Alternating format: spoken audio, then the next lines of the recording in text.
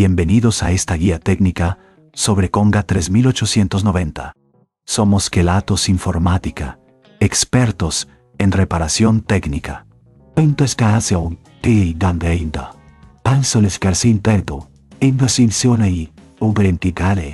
Recogemos tu equipo a domicilio, realizamos diagnóstico gratuito y te enviamos presupuesto antes de reparar, sin llamadas, sin desplazamientos.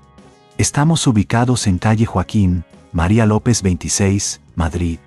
Cómodo, transparente y profesional. Enlace en la descripción. PIN. Si las cuchillas de tu Conga 3890 no giran, puede deberse a un atasco o a un fallo en el motor. Si no lo reparas a tiempo, el robot no podrá limpiar adecuadamente y podría dañarse más.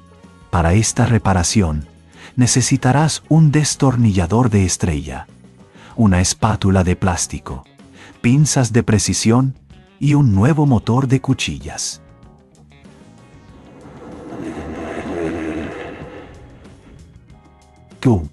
Primero, apaga y desconecta el robot. Luego, utiliza el destornillador para quitar los tornillos de la base. Con cuidado, levanta la tapa y localiza el motor de las cuchillas. Si ves suciedad o pelos, límpialo con la espátula. Desconecta los cables del motor viejo y retíralo. Coloca el nuevo motor en su lugar, asegurándote de conectar los cables correctamente. Vuelve a colocar la tapa y atornilla todo en su sitio. Si en este punto ves que es demasiado complejo, recuerda que en Kelatos recogemos el equipo en tu domicilio y te lo devolvemos reparado. Para evitar que las cuchillas se atasquen de nuevo, asegúrate de limpiar el robot regularmente y revisa que no haya objetos extraños en su camino.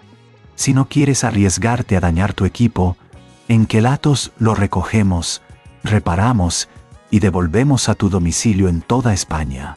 Enlace en la descripción.